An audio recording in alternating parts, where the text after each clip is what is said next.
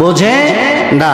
আল্লাহ রাব্বুল আলামিন সেই দৃষ্টিকোণ থেকে আল্লাহ রাব্বুল আলামিন সূরা আম্বিয়া 30 নম্বর আয়াত হবে সম্ভবত। এই আয়াতটা আল্লাহ রাব্বুল আলামিন সুন্দর করে বলতেছেন, সুন্দর স্পষ্ট করে বলতেছেন, আওয়ালাম ইয়ারাল্লাযীনা কাফারু আন্নাস সামাওয়াতি ওয়াল আরদা কানাতা রাতকান ফাফাতাকনাহুমা ওয়া জাআলনা মিনাস সামাই কুল্লা শাইইন হাই আফালা ইউমিনুন। জোরে বলুন আল্লাহু আকবার। আল্লাহ রাব্বুল আলামিন এখানে বলেন কাফেররা কি দেখে না? আওয়ালাম ইয়ারাল্লাযীনা কাফারু, কাফেররা কি দেখে না? আওয়ালাম ইয়ারাল্লাযীনা কাফারু আন্নাস সামাওয়াতি ওয়াল আরদ, আমি আল্লাহ রাব্বুল আলামিন আসমান এবং জমিন সৃষ্টির শুরুতেই পূর্বেই, জমিন সৃষ্টির পূর্বেই একখানে এই সময় এইভাবে লাগোয়াতে রেখেছিলাম, কিন্তু একটা প্রয়োজনের পরিপ্রেক্ষিতে আমি আল্লাহ রাব্বুল আলামিন কানাত রাতকান ফাফাতাকনাহুমা একখানে লাগোয়াতে রেখেছিলেন। কি করেছিলেন? একখানে লাগানো রেখেছিলেন, কিন্তু কানাত রাতকান ফাফাতাকনাহুমা ওয়া জাআলনা মিনাস সামাই কুল্লা শাইইন হাই। আল্লাহ রাব্বুল আলামিন বলেন এই সময়ের মধ্যে কিছু একটা প্রয়োজনের পরিপ্রেক্ষিতে আমি আল্লাহ রাব্বুল আলামিন এই আসমান এবং জমিনের মাঝখানে মহাশূন্য পয়দা করে দিয়েছি। কি করেছেন? মহাশূন্য পয়দা করে দিয়া এই আসমান এবং জমিনটার মাঝখানে বিশাল বড় একটা আঘাত সৃষ্টি করে দিয়া আমি আল্লাহ রাব্বুল আলামিন এই আসমান এবং জমিনটাকে পৃথক করে দিয়েছি। সুবহানাল্লাহ বলেন না?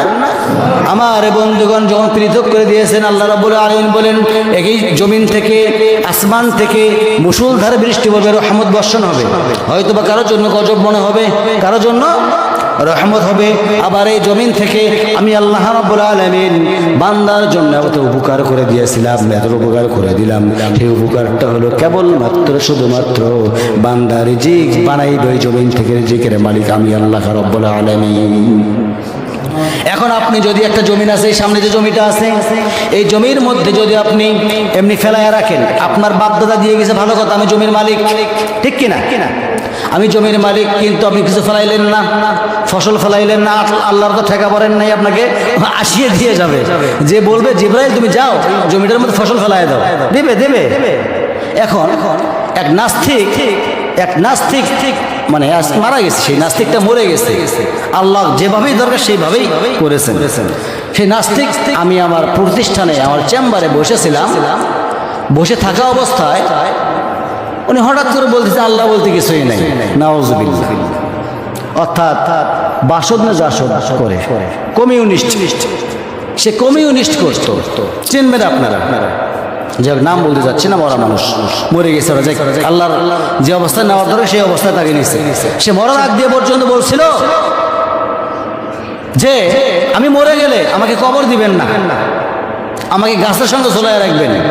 দেখি আল্লাহ কত বড় ক্ষমতা আমার উপর বিচার করে, নাউযুবিল্লাহ। তাকে আমার মতে ওই সমস্ত লোক আপনাদের মাঝে নাই কেউ? দেখেন না, কথা বলতে পাওয়া যায় না ভাই। আমি সঙ্গে সঙ্গে ওই লোকটাকে বলেছিলাম দাদু ভাই সম্পর্কে, দাদু আপনার তো জন্মের ঠিক নাই, কেন এই কথা বললি ভাই? আমাকে বল কেন এই কথা বললি? আমি বললাম হ্যাঁ আপনার জন্মে ঠিক নেই। কেন? আপনার বাপ কেটা? আমি বলি আপনার বাপ কে? অমুক। আপনি বললেন কথাটা আপনার বাপ অমুক, কিন্তু আপনার বাপ তো অমুক নয়, আপনার মায়ে জানে আপনার পিতাকে, ঠিক কিনা? আমি কি ভুল কইলাম? তোমার বাপ যেটা সে বললেই হবে, মাও তো বলতে হবে যে মা কাছে, মাকে জিজ্ঞেস করেন যে মা আমার বাবা কেটা, বলে দেবে। এখানটা কথা ছিল, পয়েন্টটা আমি ওইদিকে নিয়ে যাচ্ছি না, ওইদিকে না নিয়ে যাওয়াটা ভালো হবে। আল্লাহ রাসূল সাল্লাল্লাহু আলাইহি ওয়াসাল্লাম একজন সাহাবীকে, দুঃখিত, একজন কাফেরকে বলেছিলেন যে এটা যার সন্তান। রাসূল সাল্লাল্লাহু আলাইহি ওয়াসাল্লাম হেঁটে যাচ্ছেন, এক পর্যায়ে রাসূলকে কাদো নিক্ষেপ করছেন পা দিয়া। শুনেছেন কখনো? পা দিয়ে কি করছেন? কাদো নিক্ষেপ করছেন, কাদা নিক্ষেপ করছেন। এক পর্যায়ে আমার রাসূল সাল্লাল্লাহু আলাইহি ওয়াসাল্লাম বলেন ওয়াতুল্লিম বাদা যালিকা জানিম, তুই যার সন্তান। এখন ওই যুবকের মাথায় ঢুকছে মুহাম্মদ যেটা বলে সেটা তো কখনো মিথ্যা হতে পারে না, মায়ের কাছে চলে গেছে। মাকে গিয়ে বলছেন, মা মোহাম্মদ বলল অতুল্লিম বা আদালিকে জানিম, আমি নাকি যারও সন্তান। মা কথাটা কতটুকু সত্য? মোহাম্মদ যা বলে তা তো সত্য হয়ে যায়। খারাপ লাগতেছে আপনাদেরকে ভাই? শেষ করে দিচ্ছি। মোহাম্মদ যা বলে তা তো সত্য হয়ে যায়। মাকে খাপড়া দিয়ে ধরে ফেলছে, ঠিক মানে ছাই দিয়ে ধরে ফেলছে, বুঝছেন? এক পর্যায়ে মা বলে ফেললেন, বাবা তুই যখন আমার গর্ভে আসিস নাই তখন তোর বাপ ভ্রমণে চলে গেছে, বাড়ির কেয়ারটেকার যিনি ছিল তার এই ওরস থেকে তুই আমার গর্ভে চলে আসলি। মা তার মোহাম্মদের কথাটা সত্যই হয়ে গেল। এখান থেকে কি বোঝা গেল? আল উলামা ওয়ারাসাতুল আম্বিয়া, আলেম ওলামা হচ্ছে নবী রাসূলদের ওয়ারিস। আর আলেম ওলামা যদি বদদুয়া দেয় 100% কবুল হবে আল্লাহর দরবারে ভাই। কারণ আলেমরা শুধু আলেমেই নয়, তারা নবী রাসূলদের বলেন ওয়ারিস।